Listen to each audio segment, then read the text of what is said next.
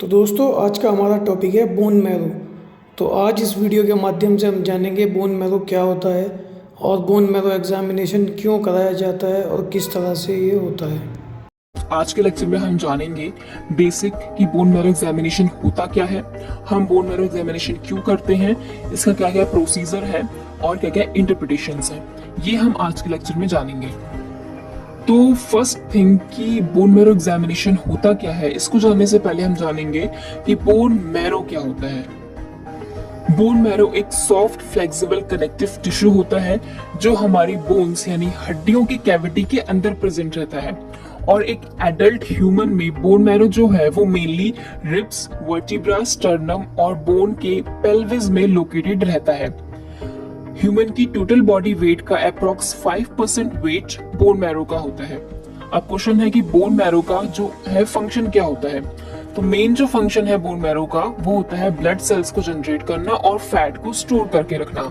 हमारे blood stream में जो red blood cells, white blood cells और प्लेटलेट सर्कुलेट करते हैं, उनका जो प्रोडक्शन है वो बोन मैरो में ही होता है। एक एडल्ट में जो बोन मैरो है वो 500 billions blood cells per day produce करता है। बट कैसे? देखिए, हमारे बोन मैरो में कुछ स्पेशल टाइप के सेल्स प्रेजेंट होते हैं जिनको हम बोलते हैं स्टेम सेल्स। ये स्टेम सेल्स खुद को डिवाइड करके दूसरे सेल्स में बदल जाते हैं। तो आप सोच सकते हैं ये स्टेम सेल्स कितने यूनिक होते हैं।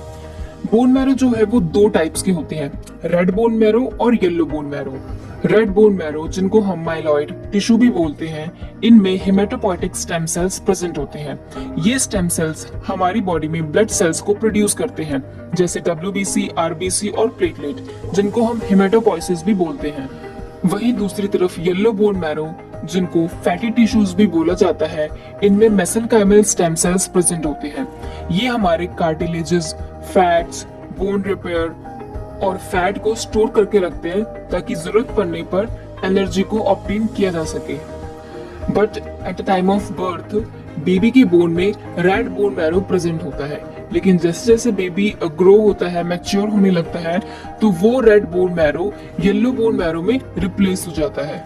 इसलिए एक एडल्ट के बोन में रेड बोन मैरो के कंपेयर में येलो बोन मैरो काफी ज्यादा रहता है। तो ये था बोन मैरो के बारे में कुछ बेसिक इंट्रोडक्शन। अब हम जानेंगे कि बोन मैरो एग्जामिनेशन क्या होता है। सो बोन मैरो एग्जामिनेशन में हम पैथोलॉजिकल एनालिसिस के लिए बोन मैरो बायोप्सी और बोन मैरो एस्पिरेशन की हेल्प से बोन मैरो का सैंपल ऑब्टेन करते हैं, ये देखने के लिए कि जो हमारे ब्लड सेल्स हैं वो किस तरीके से प्रोड्यूस हो रहे हैं, ब्लड सेल्स का जो क्वांटिटी है और जो क्वालिटी है वो कैसी है। तो अब क्वेश्चन है कि हम बोन मैरो एग्जामिनेशन कब और क्यों करते हैं। देखिए, बोन मैरो एग्जामिनेशन कोई नॉर्मल ब्लड टेस्ट नहीं है जो हमने इजीली करवा लिया। बोन मैरो एग्जामिनेशन के लिए हमें पेशेंट की पूरी क्लिनिकल हिस्ट्री चाहिए होती है। ओके, उसका ट्रीटमेंट चल रहा है या नहीं चल रहा है, और जो भी उसकी ब्लड टेस्ट की रिपोर्ट है अगर वो एबनॉर्मल है, ओके, और या फिर उसको जो भी सस्पेक्टेड प्रॉब्लम है या डिजीज है उसके बारे में इनफ इंफॉर्मेशन नहीं मिल पा रही है, तो उस केसेस में हम बोन मैरो एग्जामिनेशन करते हैं।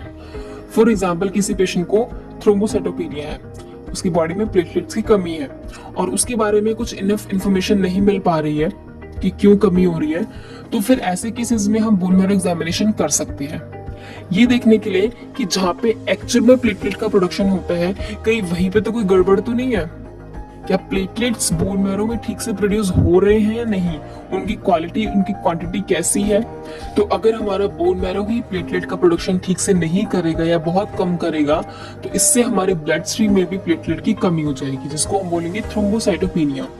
तो ऐसे ही कुछ और भी कंडीशंस हैं जिसमें हम बोन मैरो एग्जामिनेशन करते हैं, जैसे कि RBC डिसऑर्डर के केसेस में, या फिर अगर WBC डिसऑर्डर है, प्लेटलेट डिसऑर्डर्स के केसेस में, या फिर कैंसर के केसेस में, जैसे कि ब्लड कैंसर है, बोन मैरो कैंसर है, या फिर प्लाज्मा सेल्स का कैंसर है जिसको हम मल्टीपल मायलोमा भी बोलते हैं, और अगर किसी को ब्लड पैरासिटिक इन्फेक्शन है या फिर एबनॉर्मल ब्लीडिंग और क्लॉटिंग को इन्वेस्टिगेट करने के लिए भी हम बोन मैरो एग्जामिनेशन करते हैं। तो अब क्वेश्चन है कि वो कौन सी टेक्निक्स हैं जिसमें हम बोन मैरो का सैंपल ऑब्टेन करते हैं।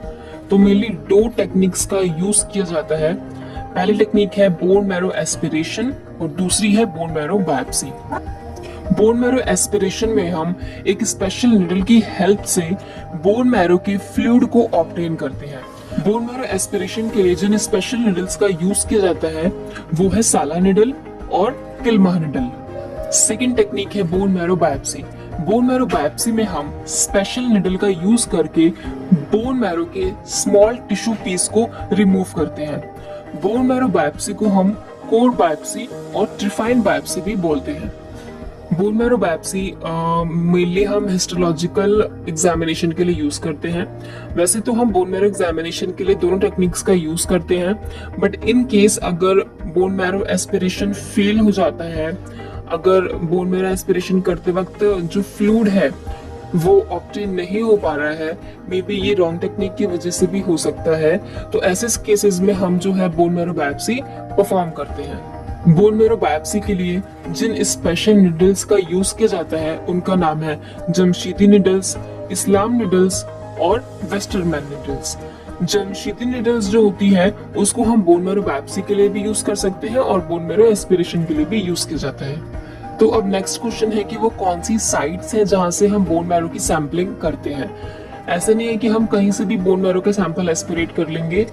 कुछ पर्टिकुलर साइट्स हैं और हमें वहीं से बोन मैरो का एस्पिरेशन करना होता है। सबसे पहले है स्टर्नम, और ये जो स्टर्नम है इसको हम ब्रेस्ट बोन भी बोलते हैं और ये चेस्ट की सेंट्रल पार्ट पे लोकेटेड रहता है। ओके, बहुत कम ही इस जगह का यूज किया जाता है क्योंकि हमारे हार्ट के पास होता है। सेकंड जो साइट है वो है एंटीरियर इलियाक स्पाइन, थर्ड है पोस्टीरियर इलियाक स्पाइन और जो फोर्थ है वो है टिबिया। और इस जगह का यूज करते हैं मेनली जो 1 साल से कम एज के बच्चे होते हैं, उनमें हम ये साइट जो है वो यूज करते हैं। ओके, तो बोन मैरो का सैंपल कलेक्ट होने के बाद हमें बोन मैरो की स्लाइड की प्रिपरेशन करनी होती है ताकि हम माइक्रोस्कोपिक एग्जामिनेशन कर सके बोन मैरो का।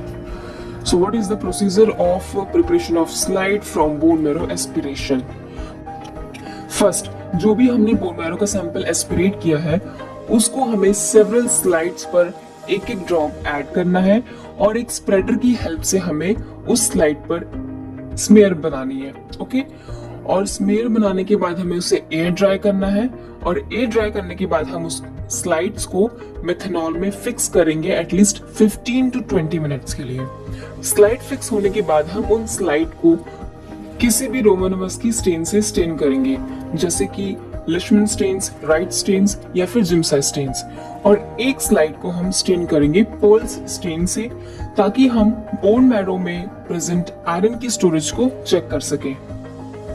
सेकंड है कैसे हम बोन मैरो बायोप्सी के सैंपल से स्लाइड की प्रिपरेशन करेंगे। देखिए, अगर हम बोन मैरो एस्पिरेशन कर रहे हैं और अगर बोन मैरो का सैंपल एस्पिरेट नहीं हो पाया क्योंकि जो बोन मैरो था वो बहुत ड्राई था, उसमें फ्लूइड पोर्शन नहीं था, तो ऐसे केसेस में फिर हमें बोन मैरो बायोप्सी करनी पड़ती है। तो बोन मैरो बायोप्सी जब हम करते हैं तो बोन मैरो की बायोप्सी में एक टिश्यू का पीस निकलता है बोन मैरो का, जो कि सिलेंडर शेप का होता है सर्कल में। ओके, तो जो बोन मैरो की टिश्यू का जो पीस है उसको हम स्लाइड पे रखते हैं और दूसरी स्लाइड की हेल्प से हम उसको जेंटली रोल करते हैं ताकि बोन मैरो में जो बोन मैरो का पार्टिकल है, जो सेल्स है, वो उस स्लाइड पर अधेयर हो जाए, चिपक जाए। और सेम ऐसे हमें सेवरल स्लाइड्स में करना होता है।